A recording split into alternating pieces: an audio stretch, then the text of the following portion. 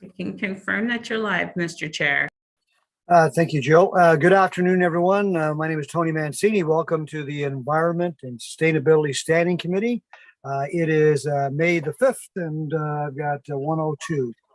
So I'd like to call this meeting to order. First of all, we would like to acknowledge that the Halifax Regional Municipality is located on Mi'kma'ki, the ancestral and traditional lands of the Mi'kmaq people. The municipality acknowledges the peace and friendship treaties signed in this territory and recognizes that we are all treaty people. Why don't we do a roll call? We'll make sure the councillors are on board. First, we'll start with the Vice Chair, Councillor Catherine Morris. Thank you, Mr. Chair. Good afternoon, everybody. Looking forward to this meeting. Welcome, Catherine. Next is Catherine Daigle-Gammon. Oh my, I get Catherine. That usually means I'm in trouble. Good morning, Mr. Chair. Happy to be here. Could you tell us what are the 5 top things you got in trouble with your mom? No. We'll do it later. We'll do that later. Sorry, we'll come back to that. But thank you. Councillor Austin, are you online? We all know what Councillor Austin's in trouble with, so he doesn't have to tell us. So he's not here yet. Councillor Cleary, I see your handsome face. I think you confused that for my cat's face, but yes. Councillor, good to see you. And is the deputy mayor with us today, or did we get regrets from the deputy mayor? I thought I saw regrets from the deputy. Madam Clerk, were you able to confirm we have received regrets from Deputy Mayor? I will check right now. And so I think Councillor Austin is going to join us. So we do have quorum. I'm here now, Mr. Chair. Oh, there you are, sir. We were talking about being in trouble and your name came up. So welcome, Councillor.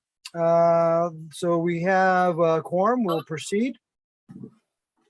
I do understand that staff would like to acknowledge a new program, our Lake Watchers program. So I'm wondering who from staff could come forward and just give us a brief update on that.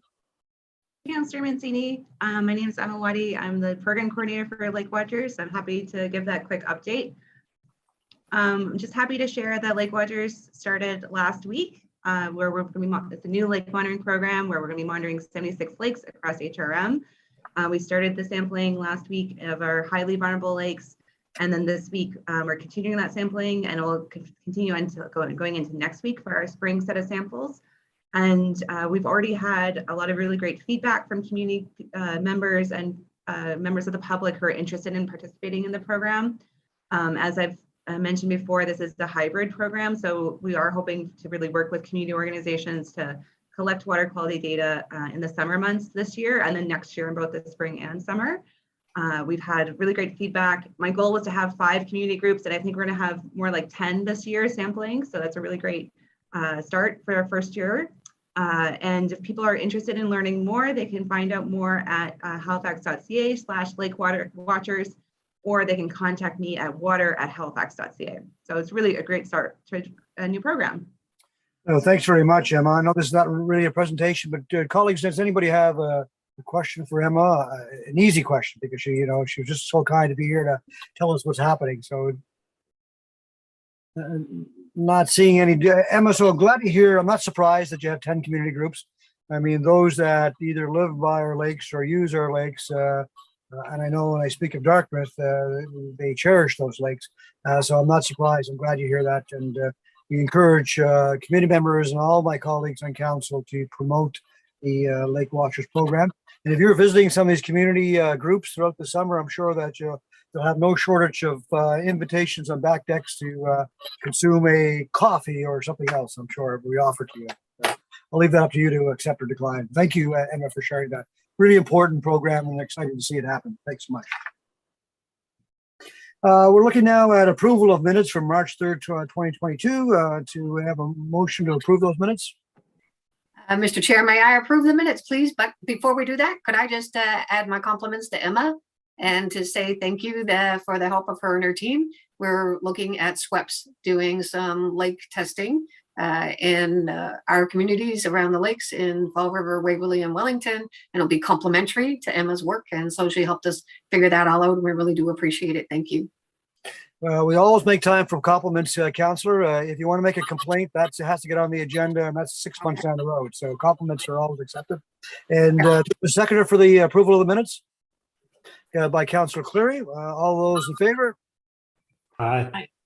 We now have approved minutes. We now come to approval of the order of business and approval of additions and deletions. Do we have any additions and deletions, Madam Clerk? We do not. In saying that, colleagues, anything from the committee? We have somebody move the order of business, please. Councillor Austin, second by Councillor Cleary. All those in favor? Aye. We now have an agenda. Business arising out of the minutes, seeing none. Call for any declaration of conflict of interest. Councillor Cleary, you haven't bought a great big Ford F-15, but since the last time we spoke, have you? No? Okay. Definitely not. No. So, and seeing no conflicts, motions of reconsideration, none. Motions of rescission, consideration of deferred business, and notice of table matters, all none. Now we come to correspondence. Madam Clerk, are there any correspondence? We received one piece of correspondence, which was general, and it has been circulated to all members. Good, thank you. Thank you, Jill. What about now at petitions? Is there any petitions, Madam Clerk? The municipal clerk's office did not receive any petitions. Colleagues, do you have any petitions? Seeing none, fantastic. We're now moving on to presentations, and we actually have 3 presentations today, but the first one is 10.3.1, Nature Nova Scotia, application of Halifax as a bird-friendly city presentation. And I believe Rebecca Parker is going to be the presenter. Rebecca, are you with us today?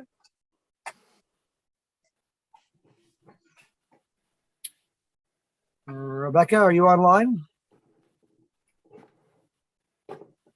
Madam Clerk, do you know if Rebecca's with us today? She is, and we have promoted her to, so she should have, I believe her mic is on now, as well as her associates. Rebecca, did you hear that? You were just promoted. I don't know if that comes with an extra 0 on your paycheck, but congratulations on the promotion. I'll send you an invoice. Bill, thank you very much. That's awesome. Look, we're very excited to hear about your presentation. Councillor Morris has been talking about it for some time now, so we look forward to it. Do you have a slide deck that you're going? Is the staff managing that slide deck? Yeah, we sent in a presentation, and I think staff are going to be managing that. With me today, I think I can't see the list anymore, but we should also have Autumn from Nature Canada who will be presenting with me. Are you? I'm here, Becky. Hi, Autumn. Hey, welcome. So Becky and Autumn, you have 10 minutes. The floor is yours. After your presentation, the committee are open to ask questions if they wish, but I hand the floor over to you.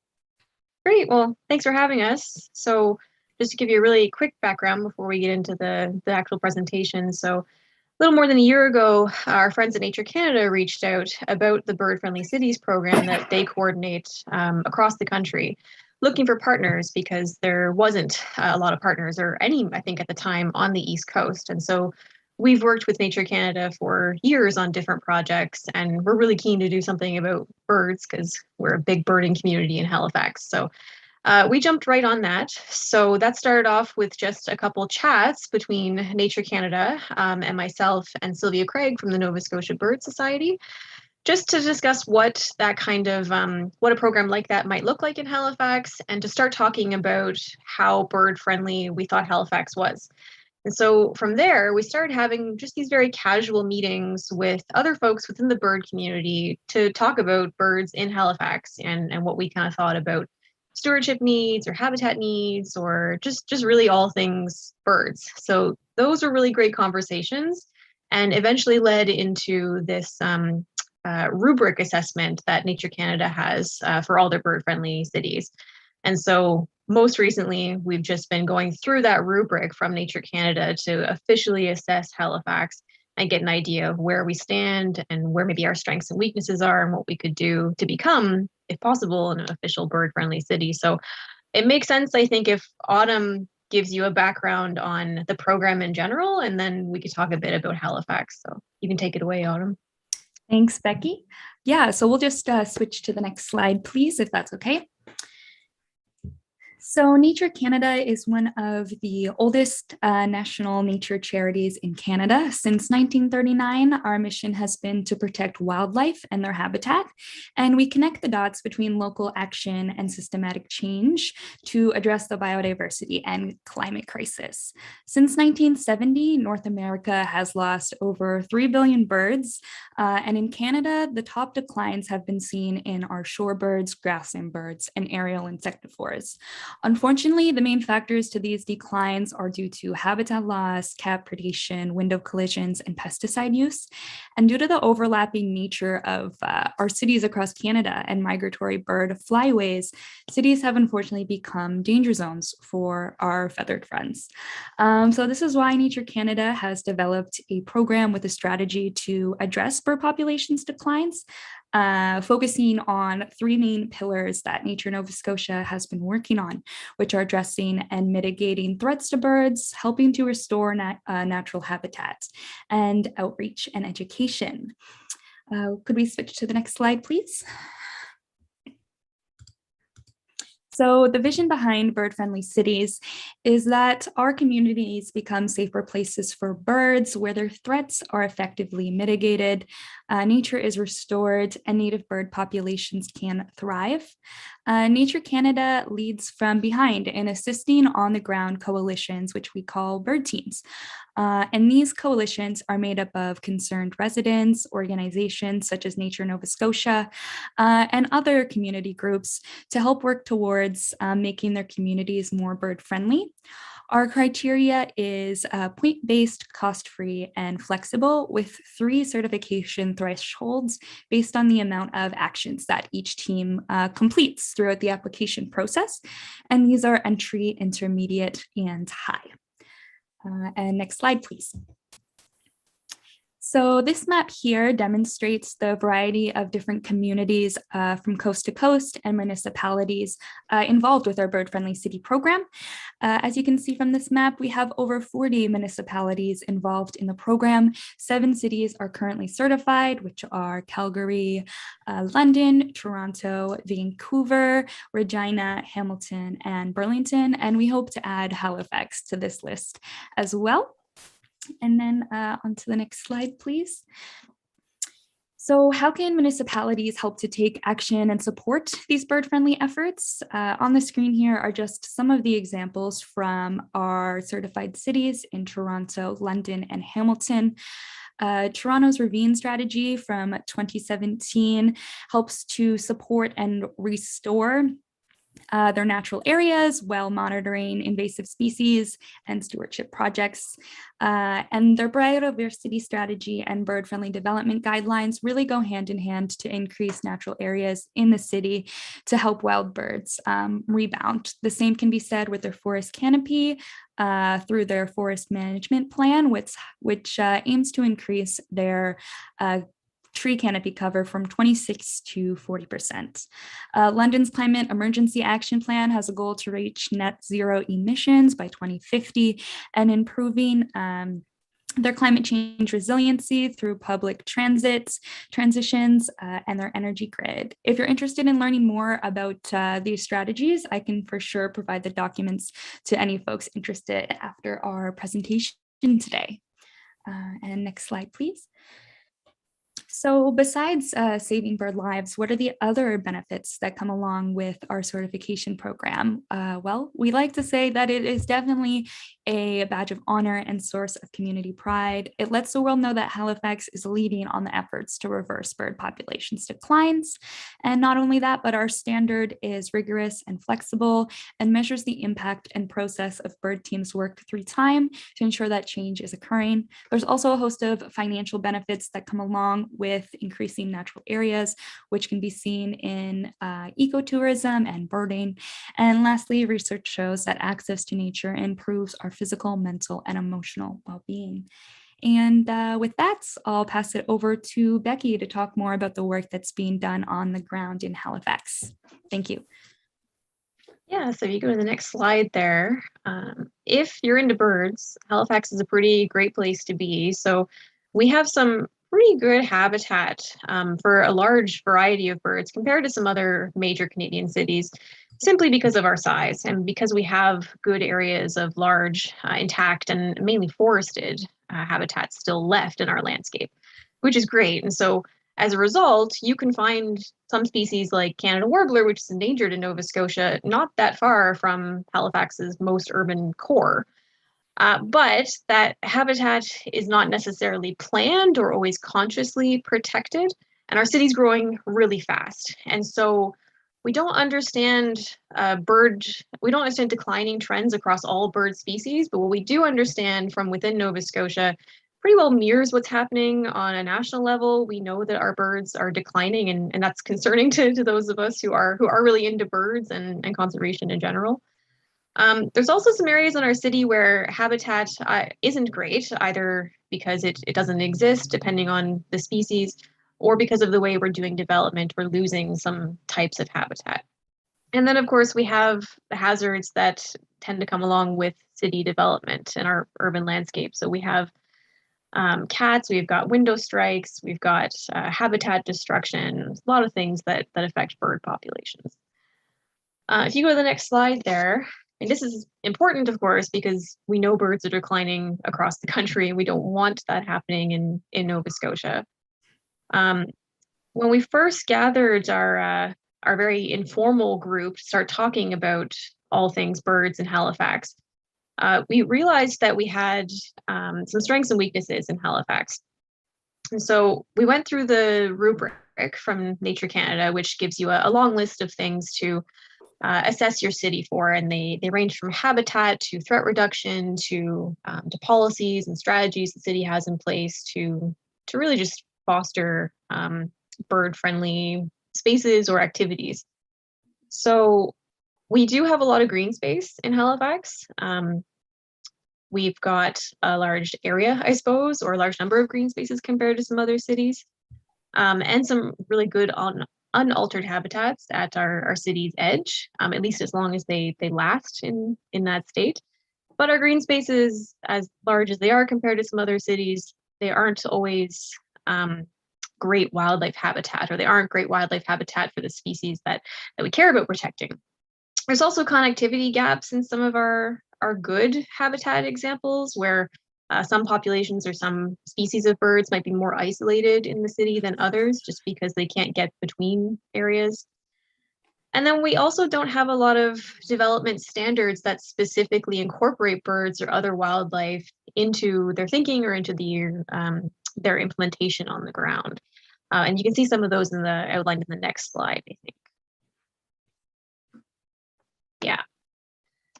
So there's a lot to do, but we have a lot of opportunities, I think, in Halifax to make Halifax more bird-friendly and even be an officially recognized bird-friendly city. I might take a sec to say why we care about birds, I guess. Birds are indicators. So folks like us at Nature Nova Scotia, we care about birds because they tell us a lot about what's going on in our habitats, even within these urban environments. They're also a really huge and varied group. So protecting birds often results in protection for a lot of other kinds of wildlife, just because you happen to be hitting on the same habitat types or the other stewardship needs that those species need as well.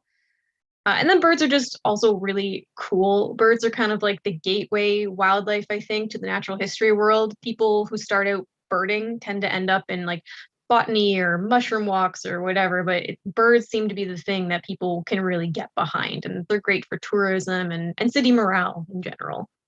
If you go to the next slide, we can outline a couple opportunities that we think could make Halifax a bird-friendly city. So the things that we think we need to work on mainly focus around integrating those wildlife and biodiversity considerations into the plans or policies the city already has in place, or developing new plans and policies that have those considerations in them, as well as adopting those practices on the ground that are really conducive to protecting or even creating that habitat, or just fostering that bird friendliness on the ground. And then just promoting birds as an opportunity for the city and as a source of city pride. So we do have this group. We have this Bird Friendly Halifax Coalition that's been was meeting on a monthly basis for a while to go through this rubric assessment. We have the support of Nature Canada. who've been wonderful to work with and who've been giving us feedback each time we go through one of those rubric metrics to say, well, we have these things, but we don't have this. So what kind of score could that give us? And they've given us some really good tips for approaches we might take to approach the city or other partners to work on collaborative projects to get us to some higher score of bird friendliness. So that's been really cool to talk about and to start thinking about. We have a finished baseline assessment now, so we have a good idea of how bird-friendly Halifax is and where those major gaps are. And we have a good group of folks who can start working on these items. And so what we're looking for from the city is some sort of commitment to adopt or to help us create this bird-friendly group for Halifax and to make Halifax a bird-friendly city.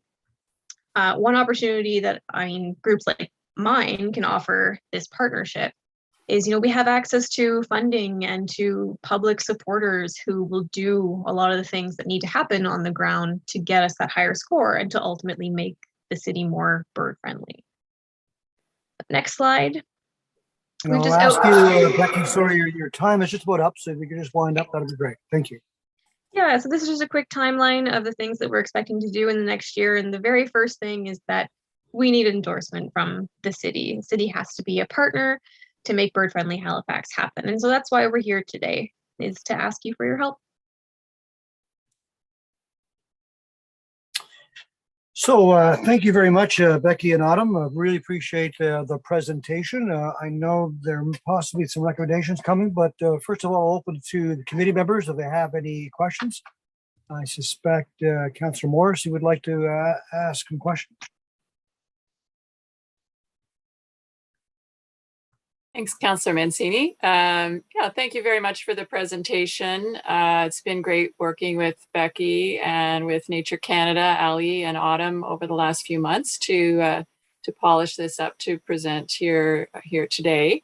And I'd also like to thank Emma Bocking with our climate change group, who's been involved as well in these meetings, trying to figure out how best HRM can apply for this designation. I guess maybe if you could perhaps highlight what you think the number one thing is that Halifax would need to do to be certified. What is our biggest obstacle maybe right now? Yeah, well, going through that rubric, we did identify quite a few gaps. I think the biggest is really within the process setting. So incorporating those wildlife and biodiversity considerations into the way the city works. And we did make a couple specific recommendations, or are planning on making recommendations through this rubric. And so one example could be amending the Red Book to include just native shrubs. Like, that's one really easy thing that the city could do. But that's kind of that's what I would say is the overarching theme of what really needs to happen within the city is those internal processes need to be tweaked a bit.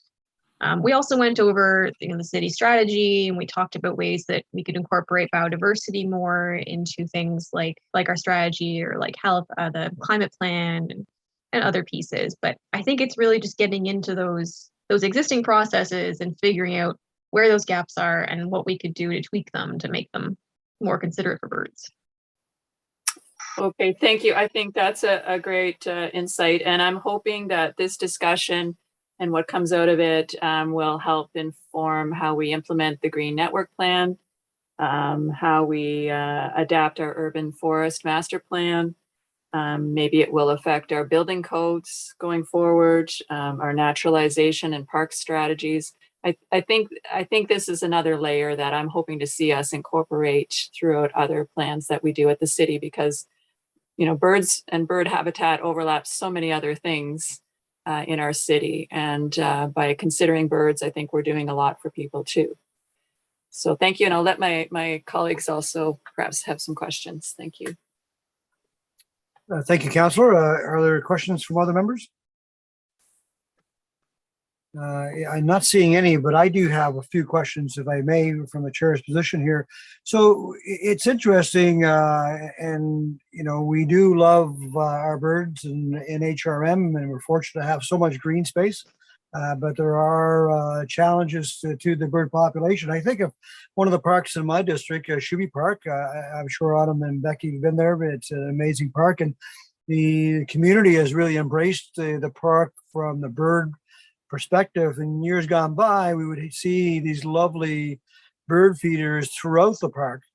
But now, the last few years, they've been removed because there's a there's a parasite that exists, and so trying to educate our residents is tough. We've now gotten to the point where even signage has gone up and saying don't feed the birds, which is difficult. And I'm there twice a day. I run in the morning and I walk my dog in the night in that park, and I see people feeding the birds, and it's very difficult. I understand why we have the rules, but for me to stop and say, man, you can't, who's 80 years old sitting there wanting to feed the birds, and the joy it brings to her to have a little bird land on her hand with some food. So, it's part of what this group would do is assist the municipality on education, because when the municipality says don't feed the birds, there's a possible somewhat of a conflict there because it's the big bad government telling you not to do something. Is there a way that we can help? Because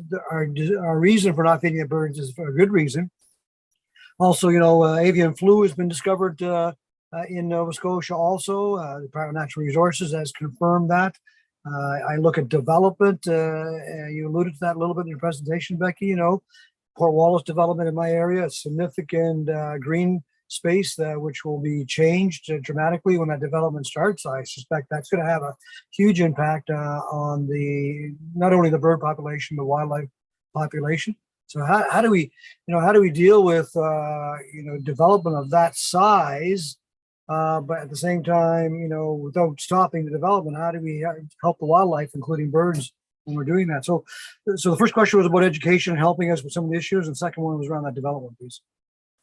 Yeah, well, we can help you with that for sure. So there's rule setting, and then there's that promotion of a culture that results in stewardship on the ground. And the second is definitely way more fun, and one that we have a lot of experience in. So, and not just us at Nature Nova Scotia, but other members of this bird-friendly Halifax group, like the Bird Society and folks who've been doing outreach and education for years.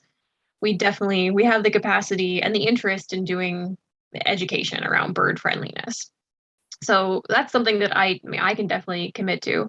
When it comes to development, I suppose you're getting more into the rule setting realm there, and the education piece becomes more either educating developers or explaining to the public why we require certain things of developers when we approve development in Halifax. So you'll probably find the two go together, if that answers your question. Yeah. But we can help. It's so difficult because the variety of species of birds and the sheer volume of birds. So, for example, if we now are educated in this council, if we're doing some development and there's possibility of turtles, well, there's the turtle group that comes out and lets us know, can we do it? Is this the time to do it because of eggs and all that? So, I've learned that personally in my area, and I think many of my colleagues.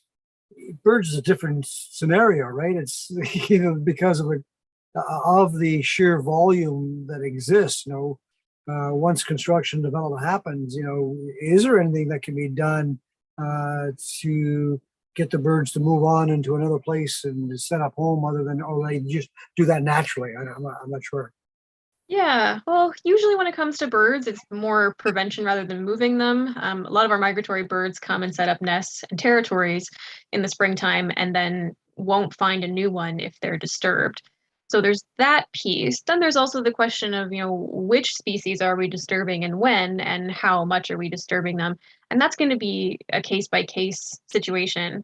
But similar to the turtle group, don't underestimate how many really nerdy birders there are out there who can tell you exactly what species, like exactly what you're looking at, and give you recommendations or the developer recommendations for what they might do to compensate for areas where we're losing habitat or we're causing some sort of distress. That's definitely a possibility. And that's a role of this group would have, right? If there's a question about that, I envision a hat. Unlike the down south where we all know that red hat, but maybe it's a green hat up here and it says the nerdy birders. I love to see the logo. It's awesome. Well, that are my questions. Thank you very much for answering it. So, anything else from colleagues?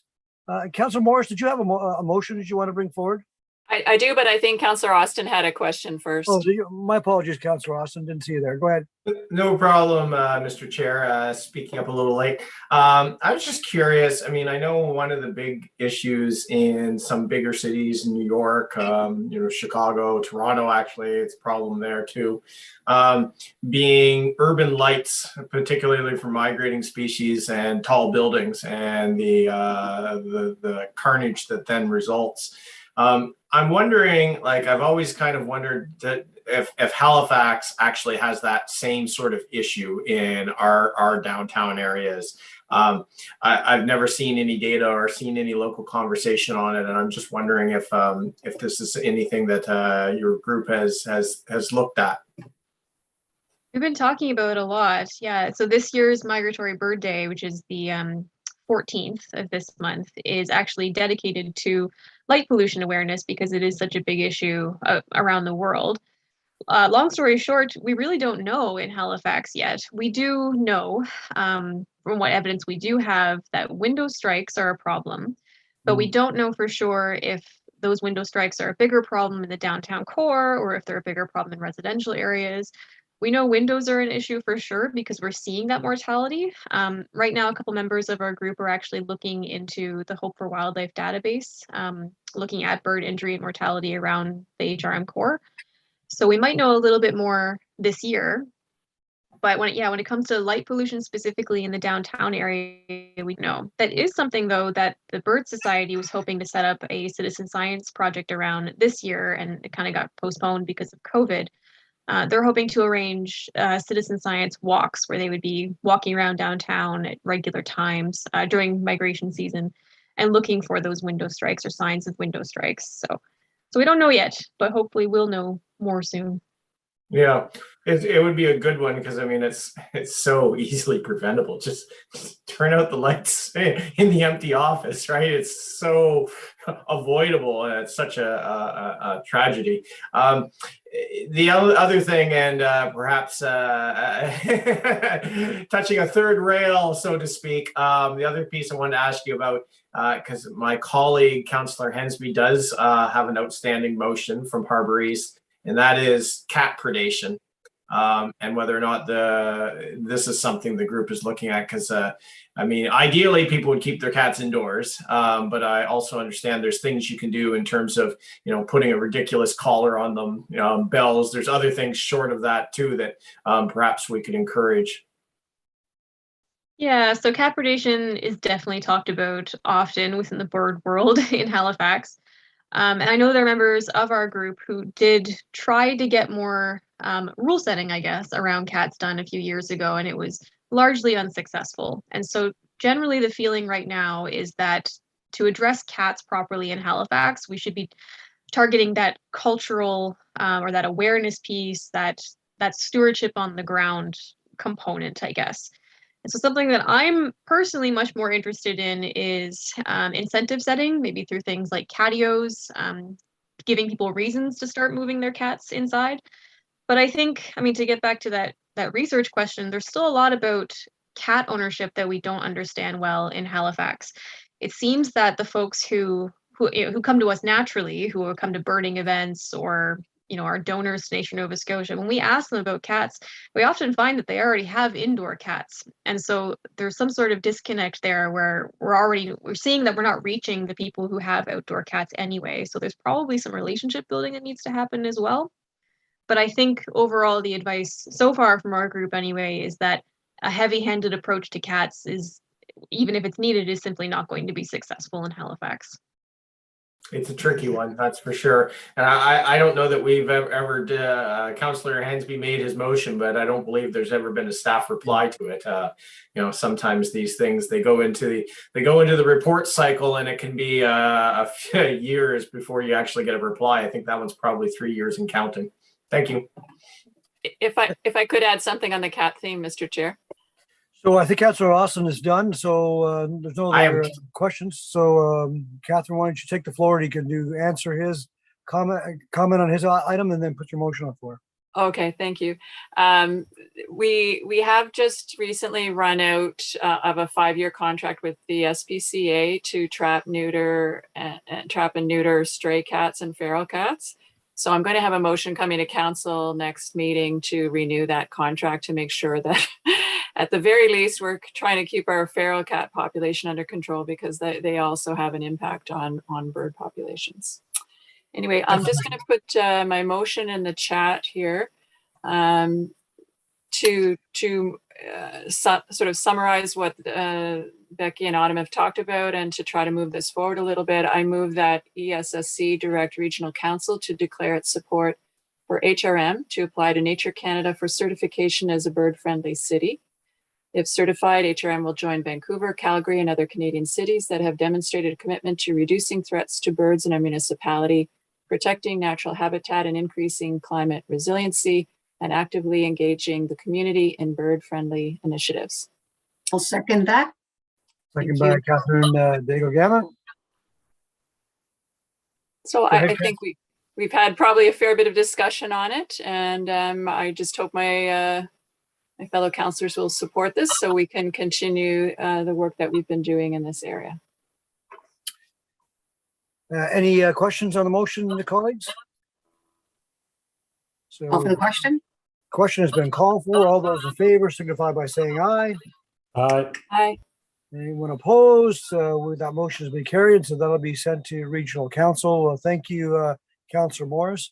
Autumn and Becky, thank you very much for your presentation. I think, there's many ways to measure a pretty cool city, and one of them is if we have lots of nerdy birders, I think that's a pretty cool city. So the more the better. So I look forward to getting one of those hats when you have them made up. Thank you.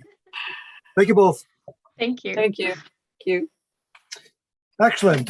Colleagues, let's see. We have another presentation coming up, and it's 10.3.2, Building Integrated Photovoltaics, and I believe it's Barry Osmond. Barry, are you with us?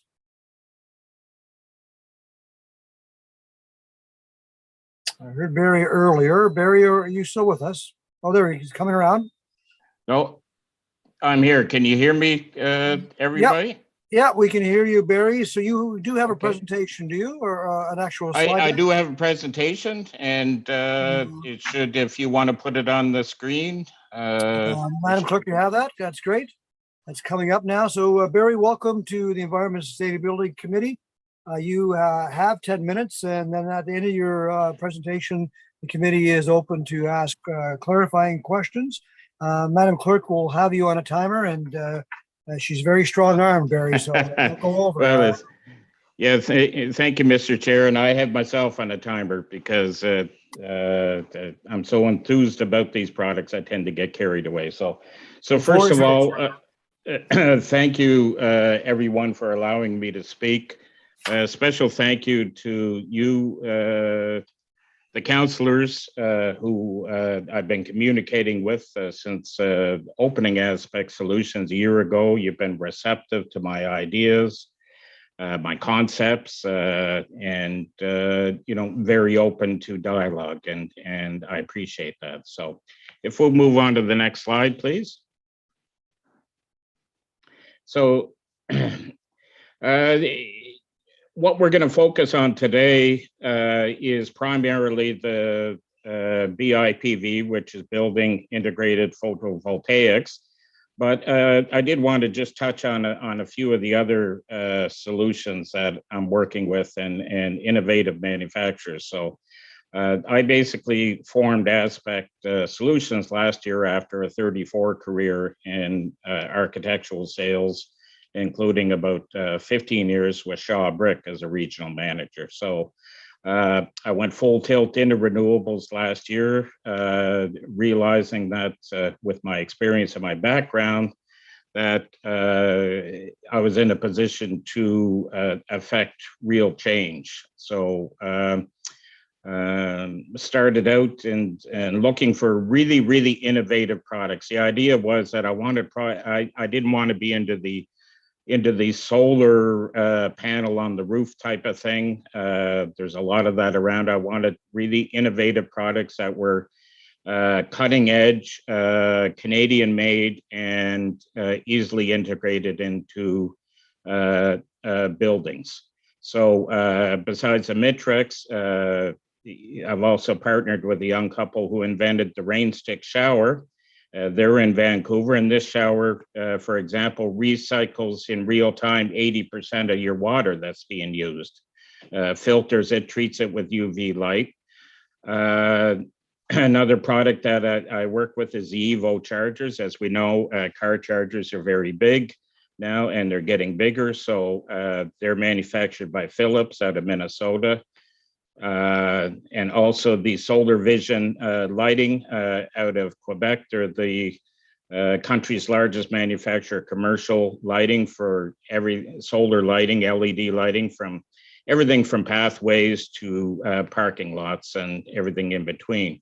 And most recently, just added the flower turbine, which was kind of cliche, came out of the Netherlands. It's a tulip-shaped vertical axis flower turbine. So I'm anxious to bring that to Canada and integrate that into our community plans. Next slide, please.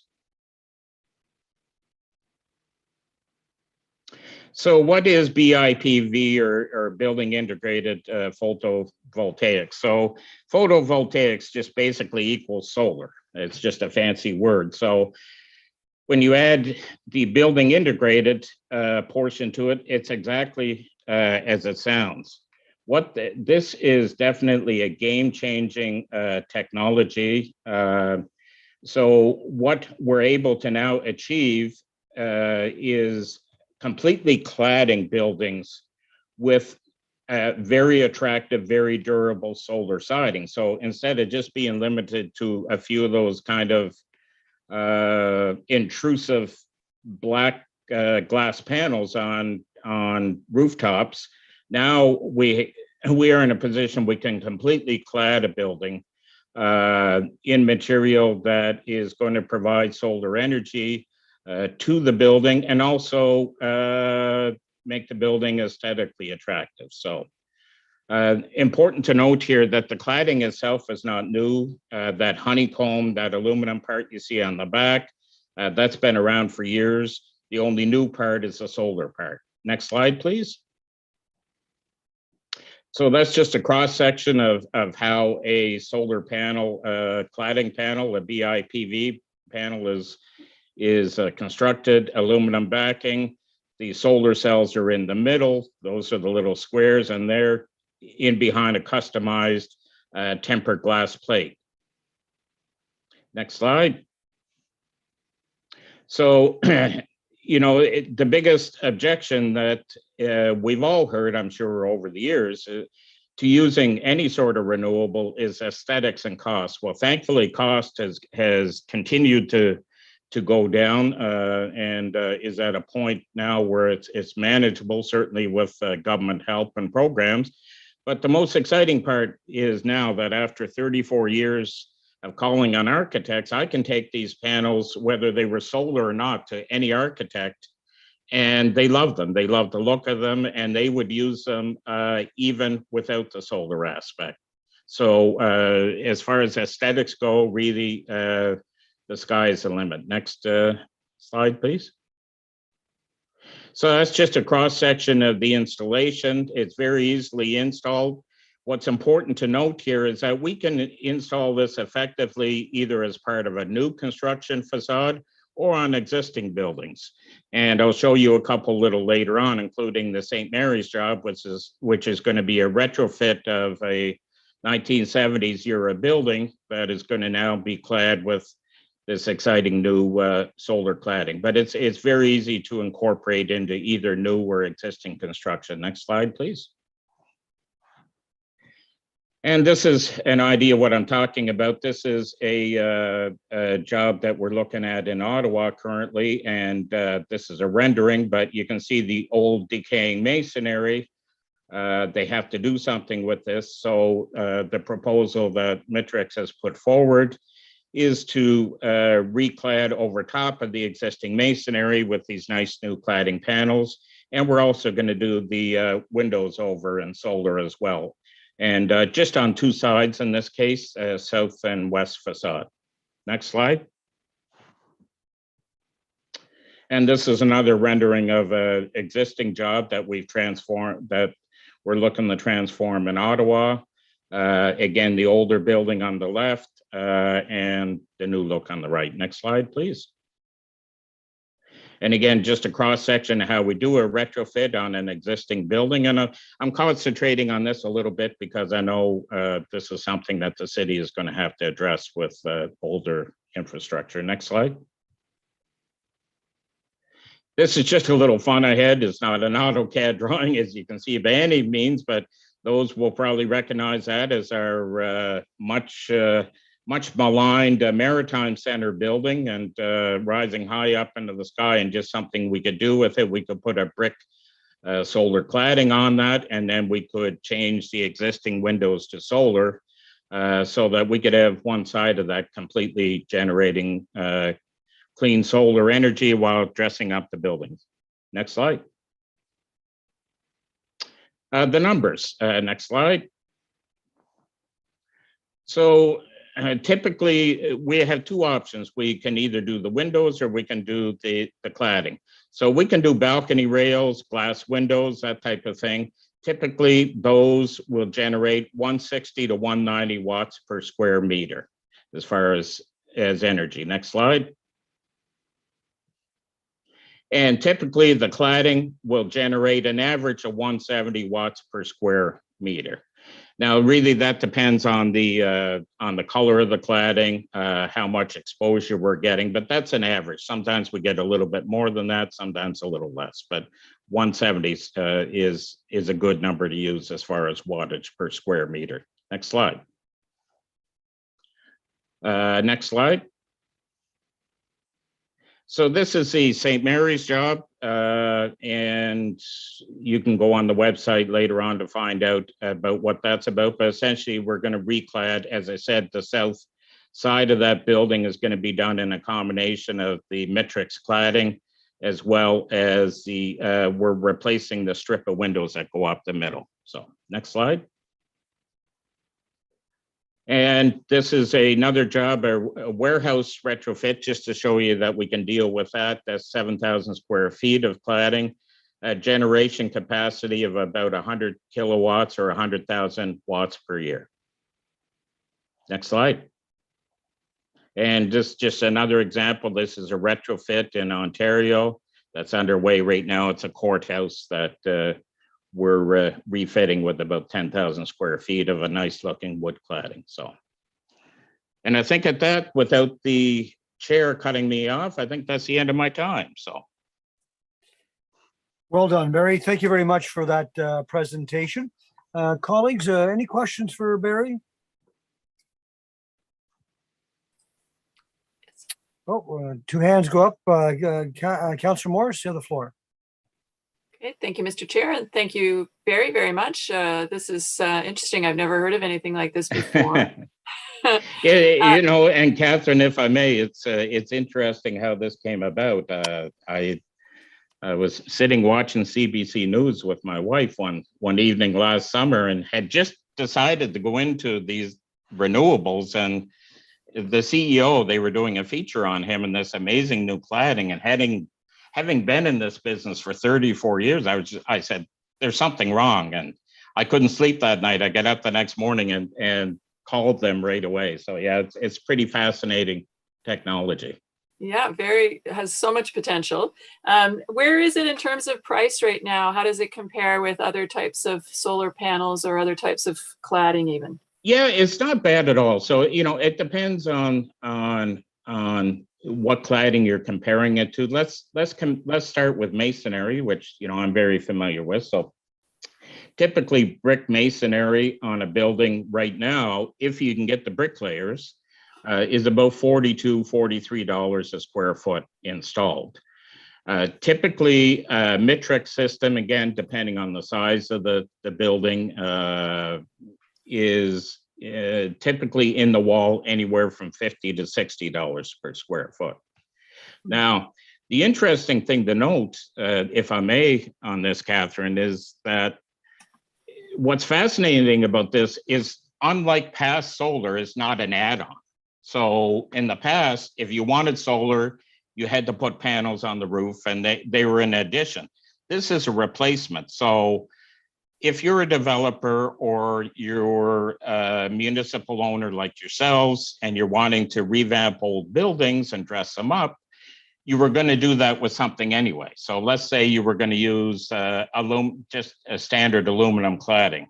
That would probably come in at about $45 a square foot installed for a good quality cladding. So in this case, you're just replacing what you were going to do anyway with something that's going to look as good or better, but is going to give you a return on your investment and lower our carbon footprint. So that's what makes it exciting. So. Very much. And just briefly, is there advantages in terms of wind damage and that sort of thing, as opposed to the traditional type that goes on your roof? Yeah, there is definitely. I will say one thing about Matrix, and I invite any of you to visit their website or their YouTube page and look at their testing. They did the most extensive testing I've seen in my long illustrious career, as far as wind, fire, everything. In fact, they are one of the few sidings or rooftop applications that are approved under the Miami-Dade Building Code, which is what they call Hurricane Alley in Florida. And so yeah, it's there are real advantages to it. As I said, Catherine, the cladding system alone is not new. That honeycomb cladding, in fact, I believe it was 8 or 9 years ago when I was with Stone Depot, I sold that cladding on a large project at Dell, but it wasn't solarized, obviously, at the time, but it was the same system. So it's a tried and true and very, very well tested system and very durable. Great, thank you.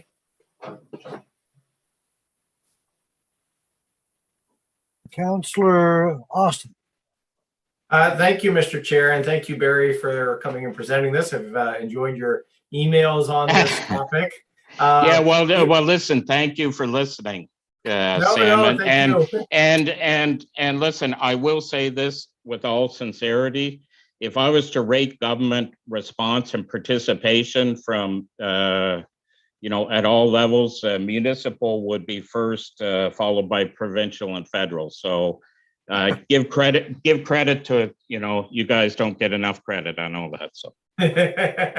Well, we'll never interrupt you when you're telling us that. So I know you don't hear it enough. So thank you. I do have to plug, you've been holding out on tulip turbines. As someone who lives on Tulip Street, I can think of nothing more perfect for my rooftop. There you go. Down the line. Mainly, I just want to thank you for coming in and sharing this, for continuing to push the envelope on innovation on this stuff. I'd love to see something like this. We go out to our process, of course. If there's a municipal project, we go out for an RFP with architects, that sort of thing. I'd love to see something like this on one of our buildings. I think, typically that would be, I don't have a great sense of the process as to how that works, but I think it would be partnering with somebody locally to respond to one of our tenders, because it would be a fantastic thing to actually have something that's producing renewables and also looks really, really sharp too at that. Yeah, the opportunities is huge, Sam, and unfortunately Shannon had to sit through my detailed presentation on Tuesday with her engineering colleagues, so went into, I was pretty well drilled over efficiency and that type of thing, but it was all good. So I'll tell you that the potential is huge. The great thing about the cladding itself, anybody can, I say anybody, any cladding installer can install the cladding. That's not the complicated part. It's a simple rain screen system. Anybody that's done cladding and is doing cladding can do it. And then they just leave the wiring in place and the electrician comes and wires everything up. So it's a very fast, economical installation. The other thing that's important to note, Sam, is that when we do one of these projects, whether it's new construction or an existing building, the panels all come ready to fit. So there's no fabrication, there's no cutting, you can't cut these panels, you're not supposed to. So everything all comes numbered, ready to fit, just like a puzzle. They just look at the drawings, one goes there, two, and so on. So what that means to the building owner is you get a very tight and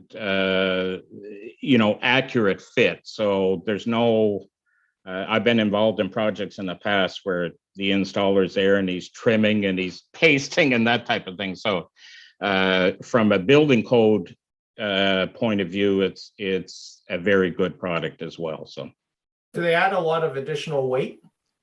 Not at all. And that, that's the interesting thing. And that's where the honeycomb aspect comes in. The honeycomb aluminum is it's actually, I believe, about 50% recycled pop or beer cans, aluminum cans.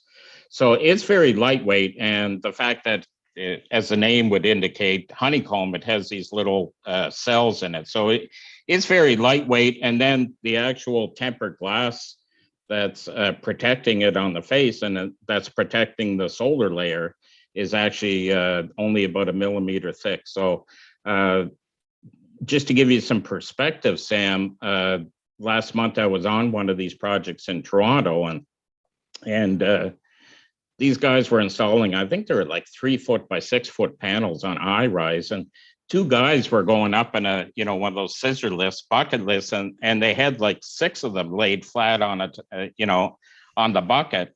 And one guy was just taking the, the suction cups that the glass guys use, because it's tempered glass in the front. He was sticking them up into place, and all the other guy was doing was making sure that the clips that were on them snapped into the grid. So yeah, they're for as structurally sound as they are, they're very lightweight. So okay, thank you.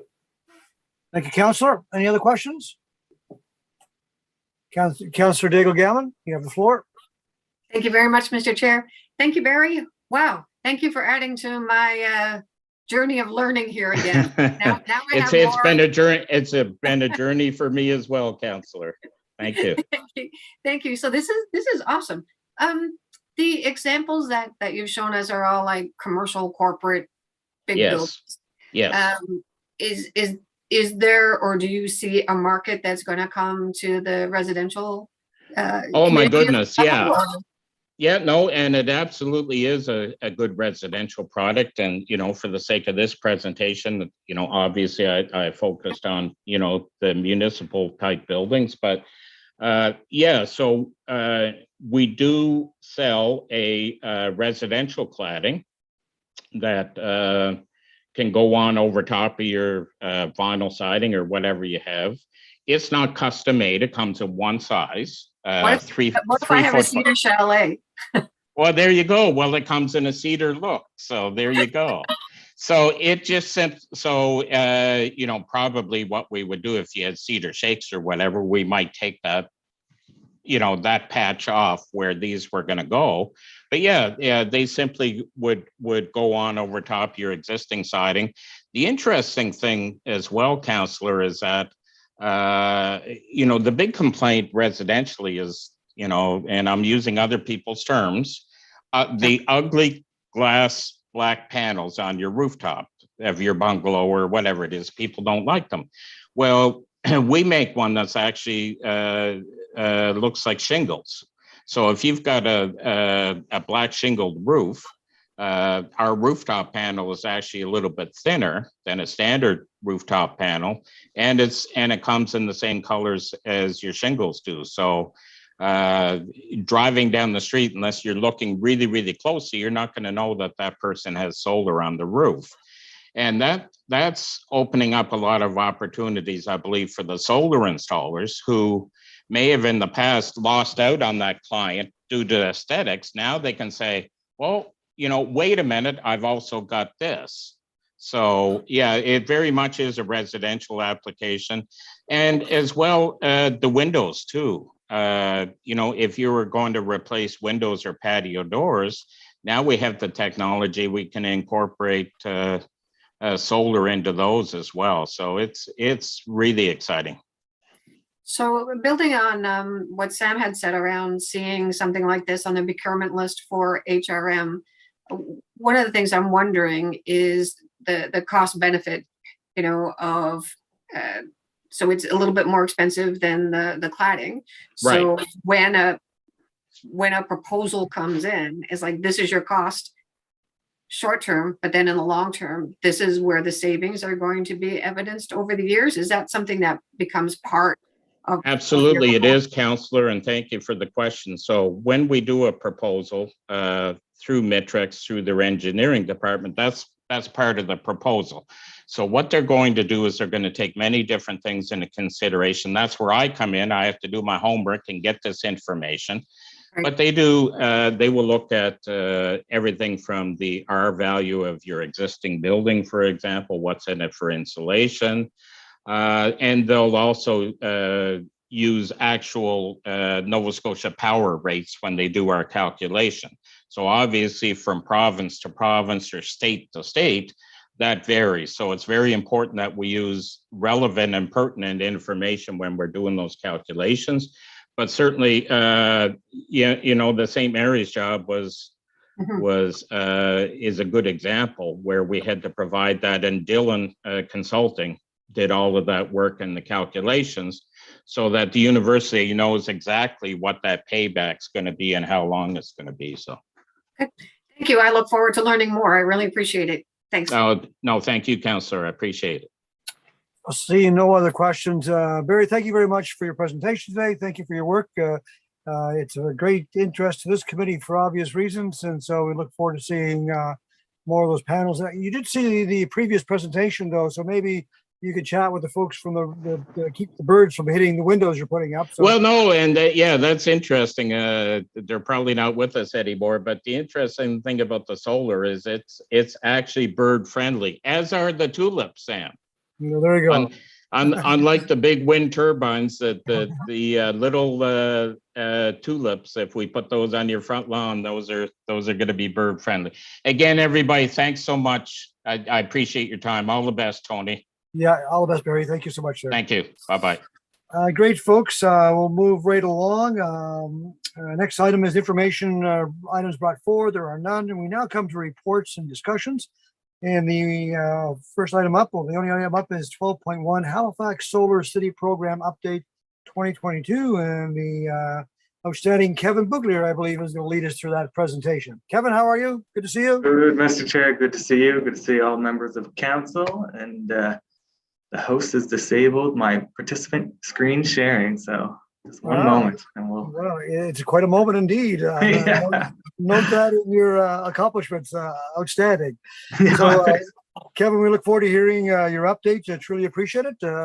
You have control. The floor is yours. Awesome. Fantastic. Thank you, Mr. Chair. And more than thrilled to be here today to talk about the Solar City program. So as Mr. Chair said, my name is Kevin Boutler, and I am the Manager of Community Energy. And I'm here to talk to you today about the Solar City program. So this is an annual update for the year 2021.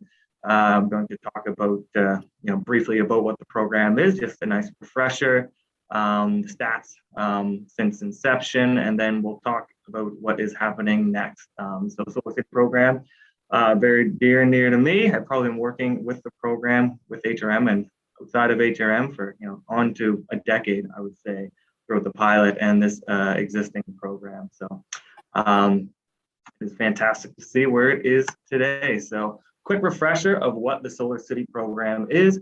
So the Solar City program uses a property assessed clean energy financing mechanism, so PACE financing.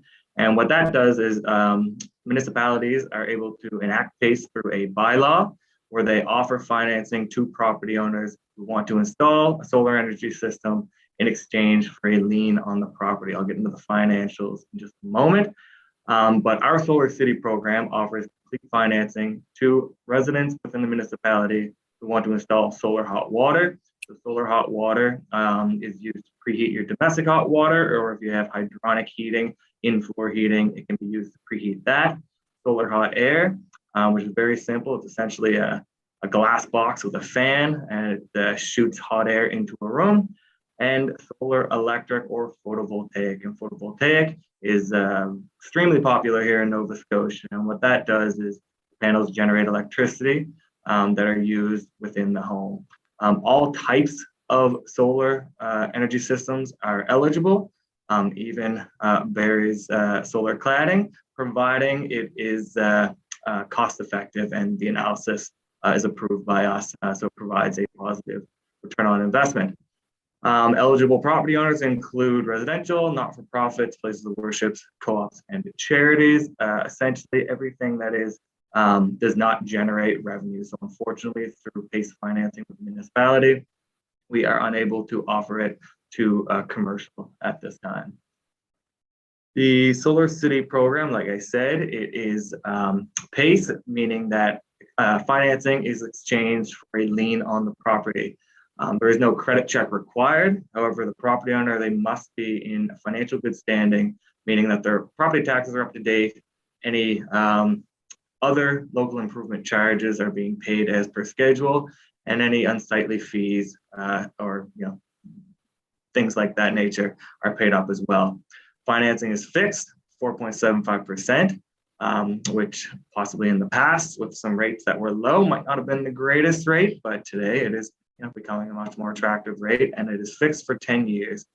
However, it's very flexible. So property owners have the flexibility of paying that off at any time without penalty. There is no fees to pay it off in full. And once it is paid off, the lien is lifted and you're good to go.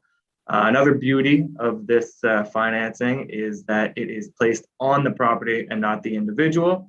So it will not impact the property owner's debt to income ratio. It will not stay with them should they move. If the property owner does choose to move, they can either pay the system off in full without penalty or transfer it to the new property owner. There are also rebates available, I will get into in a moment, and these rebates can be stacked. So each property owner that does go through the program, they have 6 weeks at the start to make interest-free payments. And a lot of property owners will obtain the rebates through the respective governments and put that rebate down and then reduce their monthly payment over the 10 years. So solar here in Nova Scotia is, probably, I would say, one of the best places in all of Canada for a number of reasons. The Solar City program and other financing programs like that. But also we have some pretty fantastic rebate programs. Through the provincial government administered by Efficiency Nova Scotia, we have the Solar Homes program, which has been running since 2018. It started off as about $10,000 and then it's been reduced each year or so due to demand and popularity, so that the funds can be extended to many more property owners. There's also a Greener Homes program, which was recently launched, and that is through the federal government, also administered by Efficiency Nova Scotia, and that is up to $5,000 max. To be eligible for the Greener Homes program, you do need to get a home energy assessment. That means that a energy professional will come to your home, take a look at the mechanical system, the insulation, how tight, sealed up is the home, and then give you a report on what measures you should undertake to reduce your energy consumption and save money. That $5,000 can be used for solar, but it can also be used for heat pumps and insulation and some resiliency measures as well. What we like to, since both programs are actually federal money currently, you cannot use solar for both. So if people come through to us, they say, hey, $5,000 is better than $3,000. And yes, that is very accurate. However, we recommend that you use the $5,000 for efficiency measures, get a heat pump, increase the insulation, then take advantage of that $3,000. You get $8,000, your home is very close to net zero, which is going to benefit all of us. With the introduction of the rebate, fantastic financing programs like the Solar City program, the market competition has increased substantially since the program started in 2016, which has resulted in very strong competition and much lower prices to property owners. When the program started in 2016, the dollar per watt, which is usually how we price systems based on the wattage capacity that's installed. The average system size today is probably a 10 kilowatt. So in 2016, you were looking at, $31,000 for a system. Today, you're looking at about $23,000. Costs come down quite a bit, and that would be due to material getting a lot cheaper, but also the market competition being increased. In 2016, there's probably 5 solar companies in Nova Scotia. You're looking at probably 60 or 70 today. We also have one of the greatest programs for feeding electricity back to the grid. And I will, I won't go into too much detail about this, but happy to take some questions after the fact. We had the enhanced net metering program. And the enhanced net metering program, it is a program where property owners, they install a system on the roof. They do not need a battery backup. And what they do is when their system is generating and they are not utilizing that electricity, or there's no need for it, they're going to send it back to Nova Scotia Power, and they will generate a credit, which is valued at the exact same rate that they pay the power company. So this is fantastic because typically Nova Scotia is a winter peaking province, and the solar generation is during the day or during the summer. So during the summer, they're going to generate quite a bit of energy. It's going to be sent back to the grid. You'll accumulate a credit, and you will reuse that in the evening or in the winter. Another great feature of this is as the electricity rates increase, your credit rate increases as well, which makes your business case a little better. This is a 25-year agreement. However, you may have heard there was a rate application that was put forward by Nova Scotia Power the end of January, early February, with a proposed $8 per kilowatt system access charge for new solar property owners. This $8 per kilowatt would effectively turn into, you're looking at $960 probably per year, which is about half the savings of the typical system. So, with a lot of public support, the provincial government did step in, and they introduced some supportive amendments to the Electricity Act. So these amendments, what they do is essentially take the net metering program from Nova Scotia Power to protect the future solar owners. But what they also did, and we get into this maybe a little later, is allowed property owners to install any size system on their home. However, at the end of one calendar year, if you are in an excess of credits, you will not get paid out by the utility, which was the case in the previous program. The spirit of net metering was always to offset your personal consumption, or there was a bit of a loophole for some individuals, and they were actually generating revenue off of this. So all in all, the amendments, are very positive. So we're quite happy about that. So here are the key performance indicators of the Solar City program since it started in 2016. There have been 700 executed agreements, so 700 property owners actually gone through or are in the process of installing a solar energy system. We have financed $18 million worth of solar energy equipment. And to note, and I meant to mention this in the financial section, but that $18 million is at no cost to the non-participating taxpayer, because there's that interest rate that covers the cost of administration, and the property owners that install solar are the ones paying for the program. These systems should reduce emissions by 5,400 tons per year, and the total capacity installed is about 8.5 megawatts. And to put that into context, that's about 20% of all of systems installed in Nova Scotia since 2016. So you're looking at about a fifth of the systems were financed through the Solar City program. But we're moving on and onwards and upwards from the Solar City program. So this graph you've likely seen before. It is from our Halifax plan, and this shows the areas of action that we need to take to achieve that low carbon future. And the biggest one is retrofitting existing buildings. So solar is fantastic. However, we do need to shift and consider the whole home and reducing first the energy consumption in the home, increasing the efficiency of the home, and then adding solar. So we are in the midst of developing a deep energy retrofit pilot. The development of this pilot was one of the 7 core areas approved by Council in 2020 through the approval of Halifax.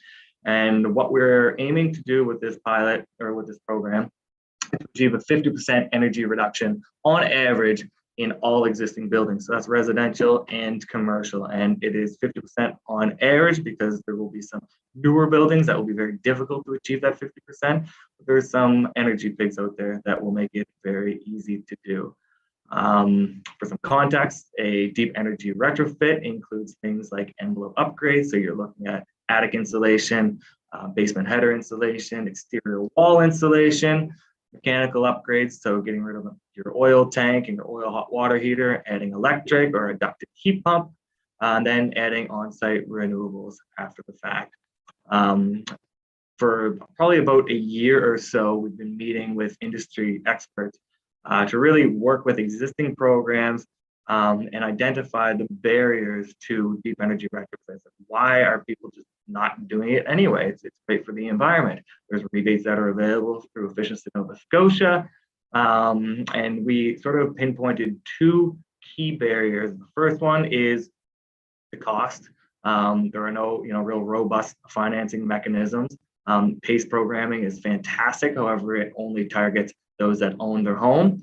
And then also, there needs to be a more streamlined approach for property owners. When property owners get their home energy audit, they're given a nice report with a list of things that they should do, and then they're left up to themselves to go ahead and try and action that. And there's a lot of people that just don't have the time, even if they're well enough to do it, they just don't have the time or the resources.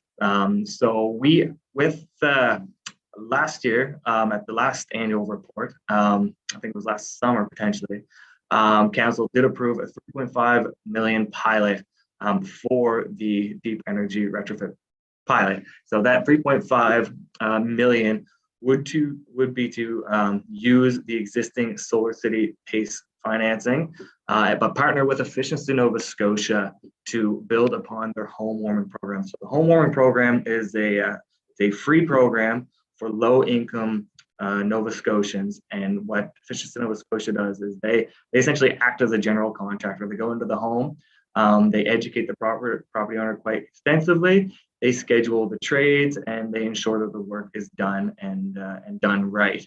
So what we are doing is partnering with Efficiency to take lessons learned from home warming and expand it to all property owners. What we are looking to do for the pilot is going to be on a very small scale, but we're going to target a single archetype, which is a single-story home that is heated by oil, and it was built around 1980s or before, and there's about 12,000 of those in HRM. We ran a lot of metrics, ran some numbers with Natural Resources Canada and Efficiency Nova Scotia, and in those homes that have the same heating systems, likely the same insulation, we can achieve a 50% energy reduction without solar for about, say $50,000 to $70,000. What we plan to do is use the existing home energy assessment database that Efficiency Nova Scotia has, because with the introduction of the Greener Homes program, the wait for an HEA is probably 6 months or so. We don't have that luxury with climate change to wait. So we're hoping to launch this pilot, targeting maybe up to 10 homes or so by the end of the summer. When it comes to financing, we're going to do this in parallel with the pilot. We received $175,000 through a grant from the Federation of Canadian Municipalities, and we've recently hired Dunsky Consulting to do a third-party financing study. So consider the limitations of PACE and look at a full range of financing options that could achieve the level of capital that we need to action these deep energy retrofits. The The plan for Dunsky is to engage with 15 external stakeholders. So that's going to be the big banks, private investors, Canadian Infrastructure Bank, FCM, the HCI3, and others, and then identify up to 5 financing models, which could be an array of different mechanisms, and outline the pros, cons in each and the level of impact of each. And then eventually those recommended models will be presented to council for consideration. And we are hoping to finish this study late September, early fall. And that is the update. Thank you very much. And I'm happy to take any and all questions. Well, thank you very much, Kevin. We appreciate the annual updates. We just want to make sure you're doing something every 12 months. And so it looks like you're doing some stuff. So that's, you've accomplished the first thing. Well done, Kevin. And, you know, good to see there's lots of uptake, and there's obviously could be more uptake. However, every time you do this presentation, we have more counselors signing up. So that's a good sign. I think right now there's 3 counselors. Counselor Cleary was the first, Counselor Mason, Counselor Austin. I'm not sure if there's others, but I did look at my property, but it was too many trees. So many trees, indeed. The energy and climate change, environment and climate change office. There's probably 4 or 5 of us that have gone through as well. So yeah, well, thank you, Kevin. Counselor Austin, I believe you have some questions. Counselor Austin, you with us, or you're frozen? He's looking deep into space here. It looks like he's frozen. We'll go to, I think Councillor Dale Gamble will go to you while we unfreeze Sam. Go ahead, Kathy. Thank you. Sam, are you still frozen? Oh, he's moving. I don't know what that was. That's okay. Kathy, you go ahead. We'll come back to Sam. Maybe it doesn't mind. Okay. Thank you. Thank you, Mr. Chair. Thank you, Sam. Kevin, my goodness, you're great. Thank you for the help that you just gave me on the solar program for one of my residents who, has some concern. Their experience wasn't the greatest. And so it's really made them second guess the decision that they made. But I do think that the information you provided might make a good difference for them. So thank you for that. The one thing I learned through that experience with the resident was the question around home insurance when people do. And so I'm wondering where and how the Solar City program is speaking to that issue for homeowners that might have a concern or an issue around getting the appropriate insurance for their home. Certainly, yeah. So it certainly is a concern, and we work very closely with the folks at Efficiency Nova Scotia who administer that rebate program, and they see the same concerns as well. So the concern essentially is the net metering program confuses insurance companies that might not be local here to Nova Scotia.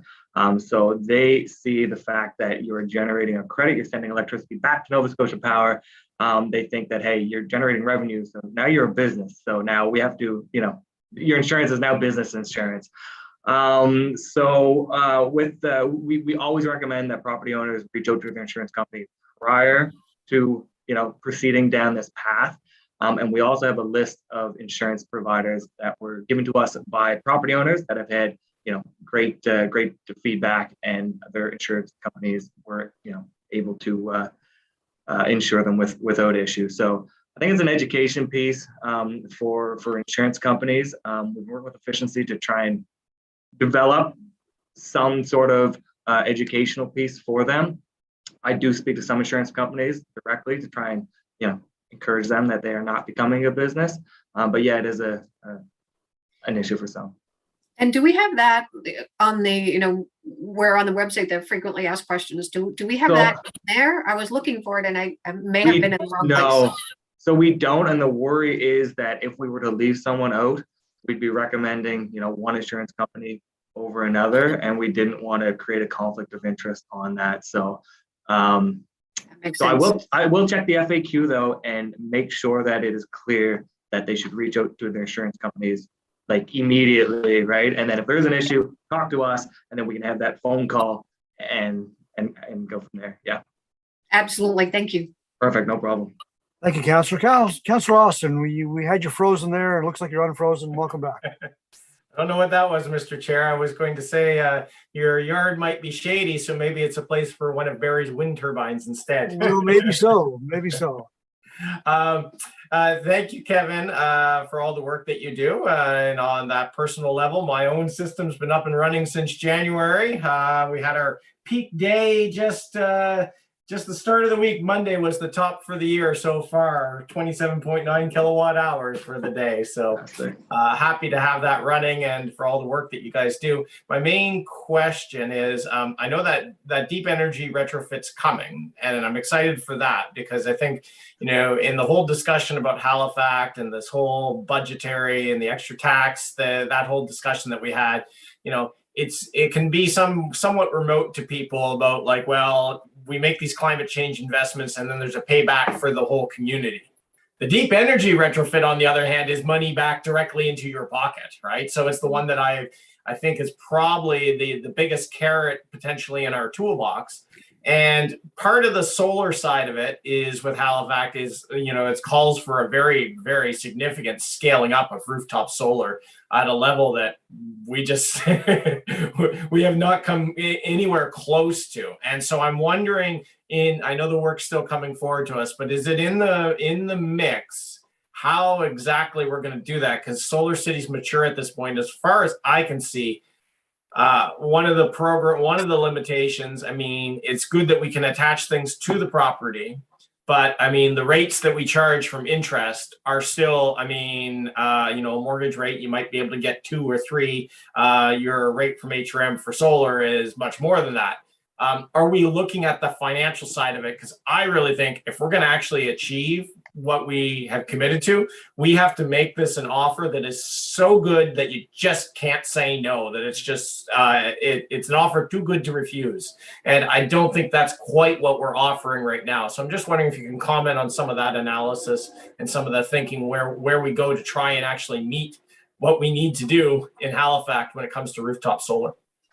For sure. So through you, Mr. Chair, to the councillor. Yeah, I would agree. The you know, Solar City program is fantastic. However, you know, it is not the best that it could be. So that is what we are hoping that third-party financing study will come to us. We've made it quite clear to Dunsky that we need to develop a mechanism which could be a combination of financing, a combination of grants, a combination of loan loss reserves, where we can give a very low interest rate to, you know, maybe those lower credit individuals, so that it is effectively cost neutral to the property owner. That is the end goal, so that property owners will see essentially every bit of savings they get from whatever they do will go to pay off the loan or the financing. When it comes to that 1,300 megawatts of solar, yes, it's a substantial number. However, the Halifax plan is adaptive, and that 1,300 megawatts, it was based on the 2019 grid forecast by Nova Scotia Power, with the introduction of the EXCRA, Environmental Climate Change Act, whatever it's called, sorry. There is a mandate of 80% renewables for the grid makeup by 2030. So that would significantly decrease the amount of rooftop solar that Halifax would have to implement. So that would be an adaptive plan for sure. Okay, thank you. Awesome. No problem. Thank you, Councillor. Interesting. Councillor Austin alluded to his peak day. But we all know, Kevin and colleagues, that it's always sunny in Dartmouth. So we're obviously a great choice for solar. Catherine Morris, you have the floor. Thanks, Mr. Chair, and thanks, Kevin. Very positive, everything you're involved in. Just a very specific question about the 10 homes. Can you just tell us a little bit more about what they are and where they are, and if we're going to be talking about that? I think people, sort of similar to what Councillor Austin was saying, I think residents need to know that we're moving forward, and I hope we will be communicating about those pilot houses.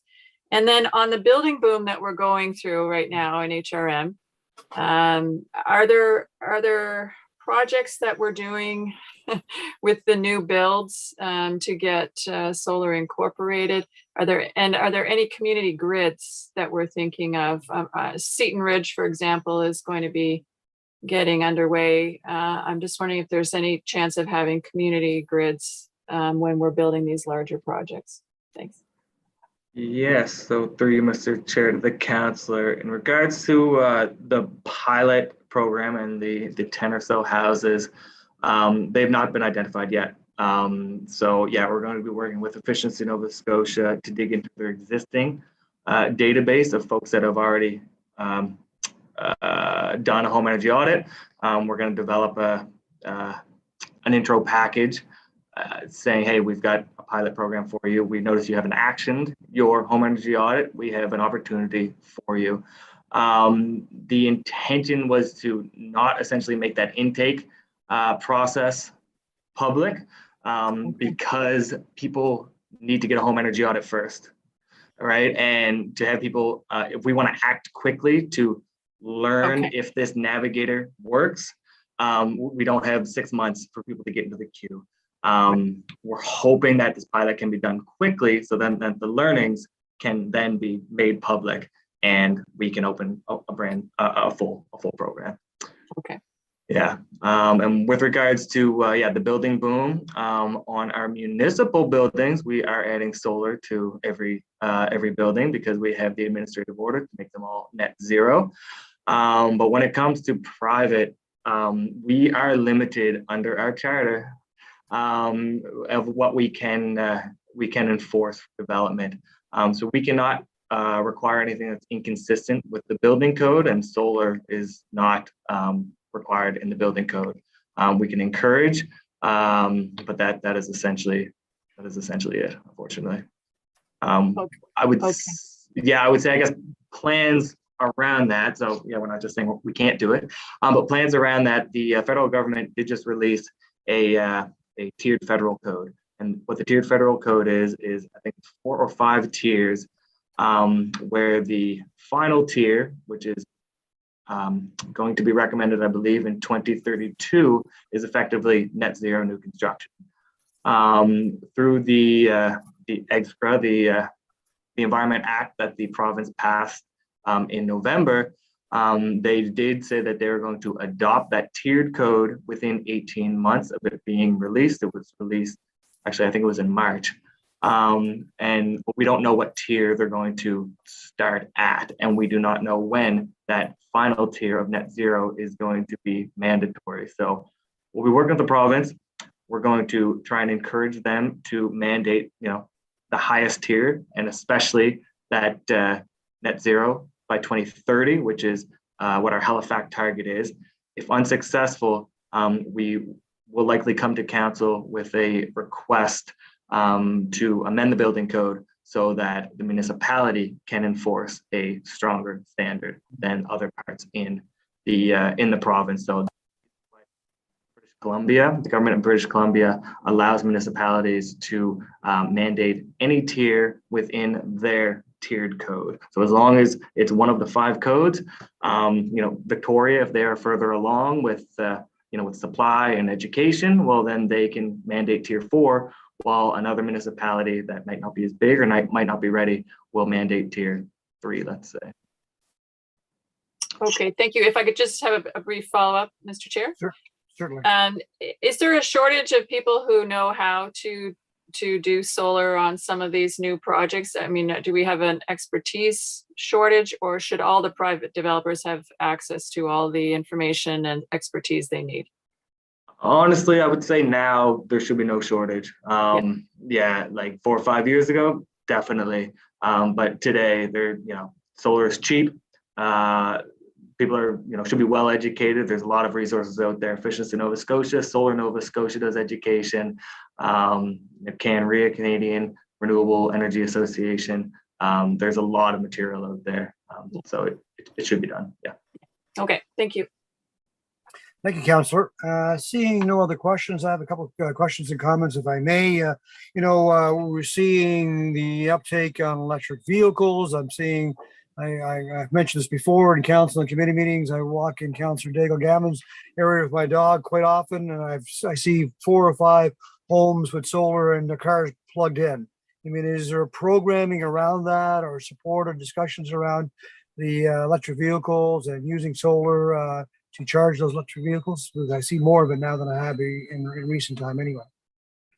To you, Mr. Chair, there are no programs. It's always recommended. There's a misconception that's somewhat founded, but not quite, that I switched to electric. Well, I'm charging my car with electricity, which is dirty, right? Yes, the electricity currently is dirty. It is going to get cleaner.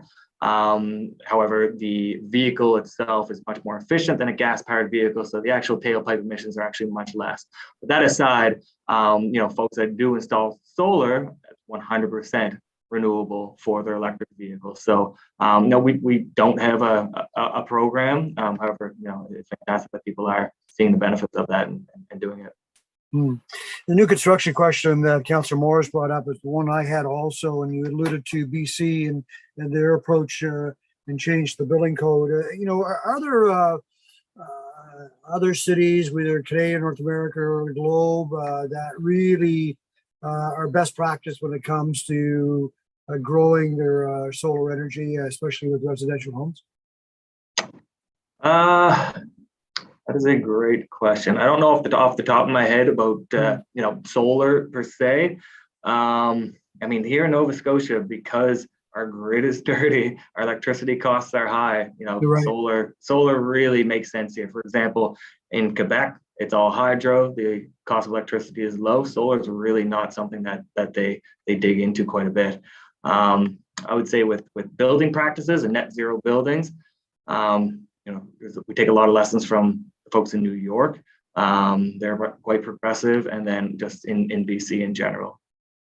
Well, we were all a little concerned a few weeks back when Nova Scotia Power had a certain approach when it came to solar, but I think the provincial government stepped up and did what they should do, and they put a stop to that. So I'm glad to hear that, and so that's interesting. So my last question is about you alluded to earlier about our buildings, and I think the Dartmouth North Community Center, which is in my district, is one of the first buildings. Do you know where we are with that project? Yeah, that's correct. So that is one of the first net zero retrofits of existing municipal buildings. The solar is installed. There was about close to 75 kilowatts that was installed on that building.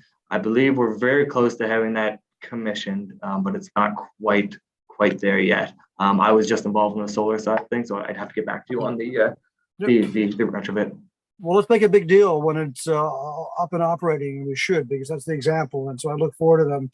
I'm thrilled and pleased that it's in Dartmouth North in my district. So I look forward to more of our buildings. The last question is, and I think I know the answer, for more people that want information about Solar City, is it just going to halifax.ca? Is that the best place to go? Yeah, halifax.ca/Solar City, or they can fire me an email, solarcity@halifax.ca, and I'll be sure to have a conversation with them and see what works best.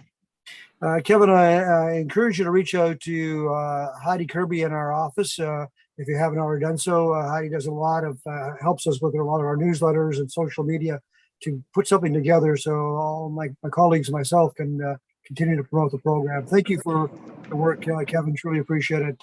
I look forward to how many councillors you signed up the next time you come and give your annual presentation. Sounds good. Thank you very much. Okay.